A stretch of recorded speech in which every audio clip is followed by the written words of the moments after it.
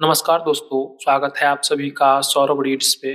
आज से हम इस चैनल पर एक ऐसी किताब की यात्रा शुरू करने जा रहे हैं जिसने दुनिया भर में लाखों लोगों की सोच, फैसले और जिंदगी बदल दी है। यह सिर्फ एक किताब नहीं बल्कि इंसान के अपने ही दिमाग से मिलने की एक गहरी प्रक्रिया है। इस सीरीज में हम the power of subconscious mind को चैप्टर बाय चैप्टर समझेंगे, बिना किसी मोटिवेशन शोर के, बिना खोखले वादों के, सिर्फ शांत भाषा में सीधे उस सच तक पहुंचने की कोशिश करेंगे जो हमारे भीतर छुपा हुआ है। यह सीरीज उन लोगों के लिए है जो अपनी जिंदगी को जोर से नहीं, समझदारी से बदलना चाहते हैं। अगर आप जानना चाहते हैं कि आपके विचार कैसी आपकी आदतें बनाते हैं, आदतें कैसी आपका भविष्य तय करती है और आपका अवचेतन मन कैसे चुपचाप हर फैसलों को दिशा देता है, तो यह यात्रा आपके लिए है। आज से हम इस किताब को सिर्फ पढ़ेंगे नहीं बल्कि महसूस करेंगे, समझेंगे और धीरे धीरे अपने जीवन में उतारने की कोशिश करेंगे। अगर आप इस पूरी सीरीज का हिस्सा बनना चाहते हैं तो इस वीडियो को अंत तक देखें और इस यात्रा में मेरे साथ जुड़े रहें। तो चलिए आज चैप्टर 1 से शुरू करते हैं। अध्याय 1, आपके अंदर छुपा खजाना, the treasure house with in you.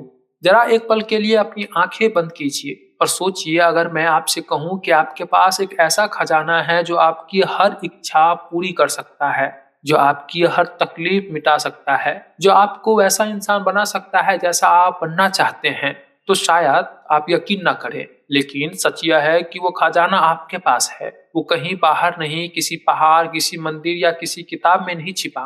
वो खजाना आपके अंदर है, आपका अवचेतन मन में। डॉक्टर जोसेफ मर्फी कहते हैं कि इंसान के भीतर दो तरह के मन होते हैं।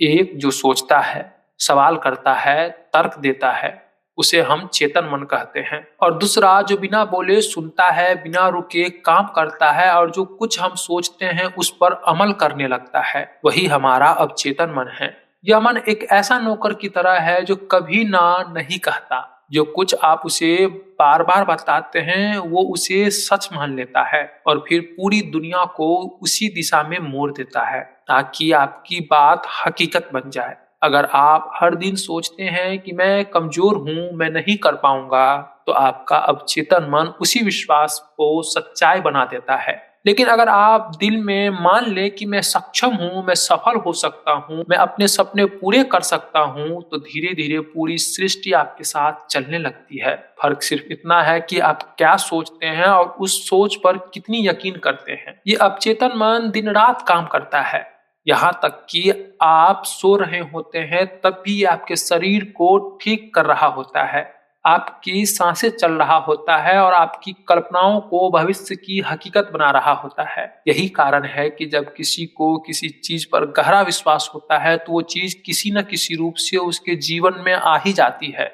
ये कोई जादू नहीं बल्कि वह विश्वास की ऊर्जा है जो अवचेतन को आदेश देती है, मुझे ये चाहिए, और फिर अवचेतन उस आदेश को सच कर देता है। डॉक्टर मर्फी कहते हैं कि आपका मन एक बगीचे की तरह है। अगर आप उसमें सकारात्मक विश्वास और प्यार के बीज बोएंगे तो सफलता और शांति के फूल खिलेंगे। लेकिन अगर आप उसमें डर, शक, गुस्से की बीज डालेंगे तो वही बीज डर और असफलता के पेड़ बन जाएंगे। इसीलिए ध्यान रखिए आप अपने मन में क्या बो रहे हैं, क्योंकि वही आपकी जिंदगी में उगेगा। एक बात याद रखिए, आप वही बनते हैं जो आप अपने बारे में सोचते हैं। अगर आप अपने आप से कहते हैं कि मैं हमेशा असफल रहता हूँ, तो आपका मन उस असफलता को सच करने के लिए काम करता रहेगा। लेकिन अगर आप कहें कि मैं सफलता के लायक हूं और मैं जरूर सफल होऊंगा, तो आपका अवचेतन धीरे धीरे उसी रास्तों को बना देता है जो आपको वहां पहुंचाए।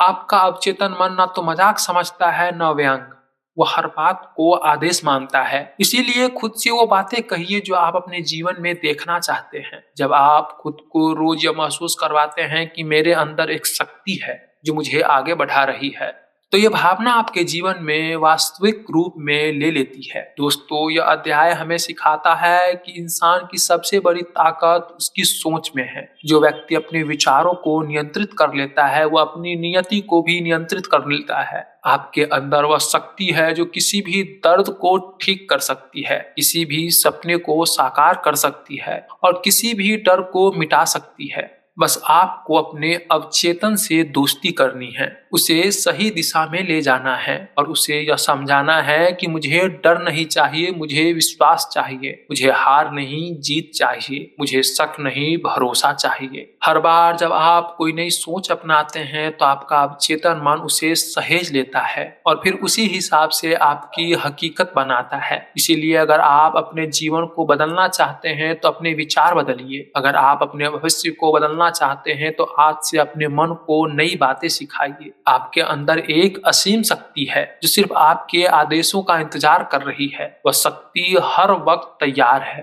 बस आपको यह समझना है कि उसे कैसे इस्तेमाल किया जाए। और अगले अध्याय में हम यही रहस्य को समझेंगे कि हमारा मन असल में कैसे काम करता है और कैसे हमारी हर सोच, हर शब्द और हर भावना हमारे भाग्य की कहानी लिखती है। दोस्तों, यही था अध्याय 1 का सार। धन्यवाद।